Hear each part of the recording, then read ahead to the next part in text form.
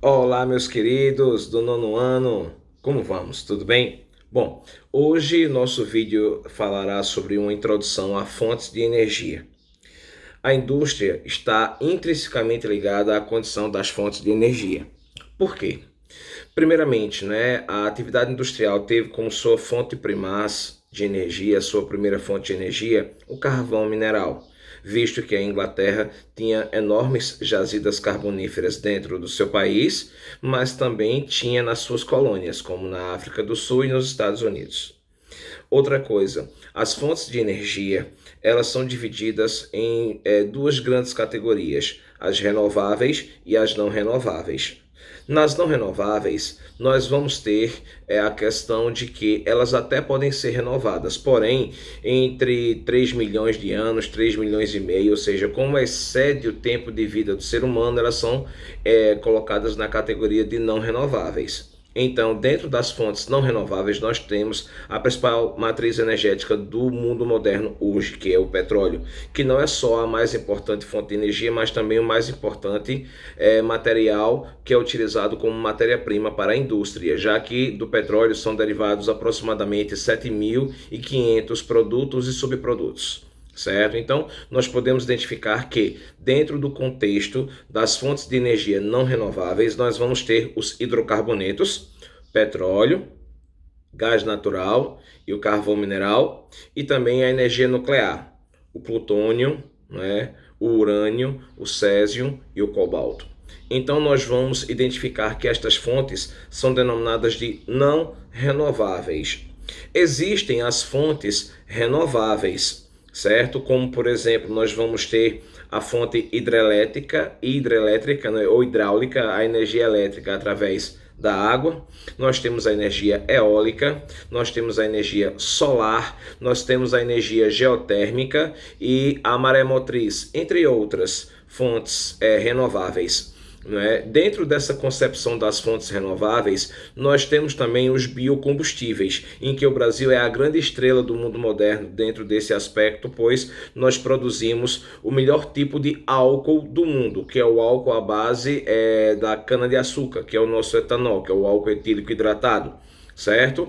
Que a partir de uma grande crise do petróleo na década de 70, duas grandes crises, uma no começo da década de 70 e a outra no final da década de 70, o governo brasileiro, do período da ditadura militar, resolveu investir em um biocombustível, em uma fonte alternativa à gasolina, que foi o etanol. E dos estudos que foram idealizados, como por exemplo o álcool a partir do milho, que não foi muito produtivo nos Estados Unidos, visto o seu poder de corrosividade ser grande. O álcool a partir da beterraba, por exemplo, como a Alemanha e a Holanda, tinha baixo padrão energético, era mais barato, mas ele tinha um altíssimo teor de corrosividade. O álcool produzido através do arroz, como foi desenvolvido no Japão e na Coreia do Sul. Porém, a própria cachaça do arroz já não é tão boa assim. Imagine, por exemplo, o álcool à base de arroz, que ele tem baixíssimo padrão energético. Então, de todos os estudos, o estudo brasileiro, feito lá em São Bernardo dos Campos, certo, foi o mais efetivo, que é o álcool proveniente da cana-de-açúcar, que é o etanol, como eu disse, o álcool etílico hidratado. É um dos mais importantes biocombustíveis, que faz parte do processo da biomassa, certo? Que é uma produção energética através de uma questão biológica, não é uma biomassa, a plantação da cana-de-açúcar, por exemplo.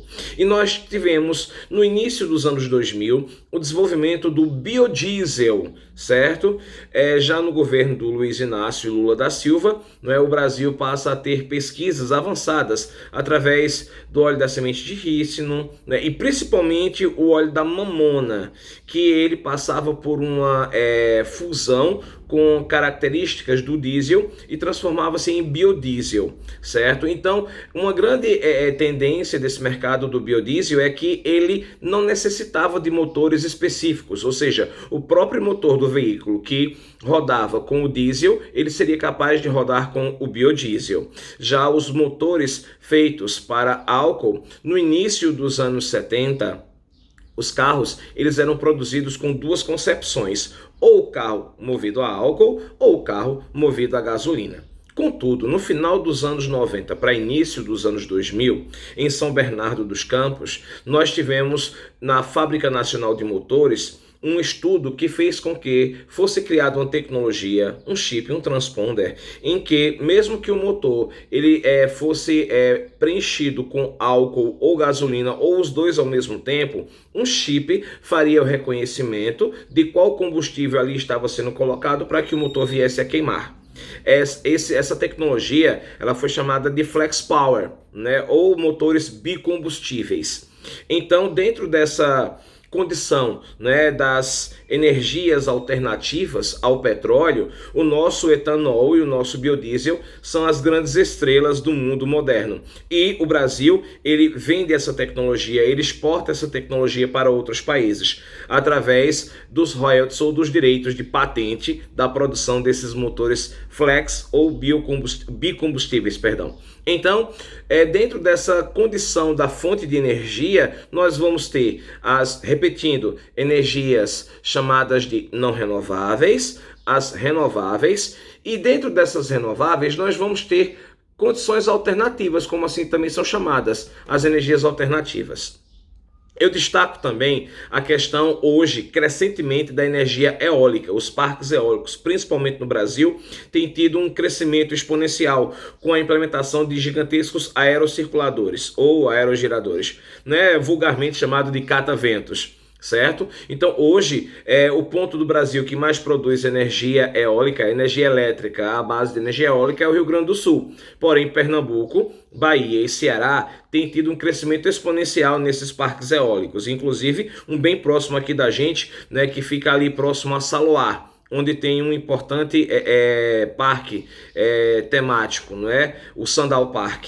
Então lá tem uma empresa que tem aproximadamente 500 aerogeradores ou aerocirculadores. Uma grande potencialidade de produção energética através, não é, da energia eólica, né, da força do vento, que a impactabilidade ambiental é muito pequena. O desvio de rota de alguns pássaros migratórios e um pouco de barulho na região próxima. Somente isso, certo? Outra característica que eu tenho a destacar dessas fontes chamadas de alternativas ou fontes renováveis é a energia solar, principalmente para com o Brasil. Contudo, o investimento para que se faça essa produção energética através de pastilhas ou células fotovoltaicas ou fotossolares é muito alto. Se bem que, a partir do mês de junho deste ano, o Congresso Nacional votou uma lei onde ele zerou a carga tributária das pastilhas fotossolares ou da produção da energia fotovoltaica para a compra dos produtos, que geralmente vem da Alemanha, do Japão e dos Estados Unidos. Não é? Então nós podemos ter em breve, um upgrade dentro dessa produção energética através da energia solar, já que o Brasil é a grande estrela desse processo, visto que dos 365 ou 366 dias do ano, dependendo se for ano bissexto ou não, o Brasil tem aproximadamente 78%, né, do período de irradiação solar, ou seja, nós vamos ter uma grande potencialidade para a produção de energia solar. Com a diminuição da gigantesca carga tributária sobre a compra dos produtos, que era de 52%, suponhamos, se o produto fosse R$1.000, 520 era a carga tributária, o valor do produto era 480. Tá certo, meus amigos e minhas amigas?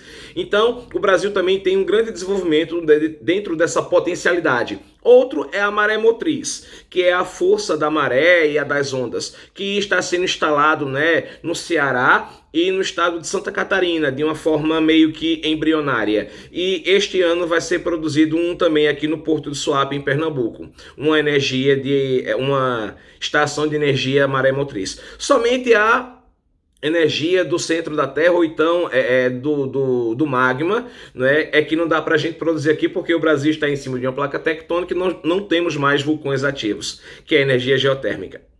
Um forte abraço e a gente se vê na aula já já.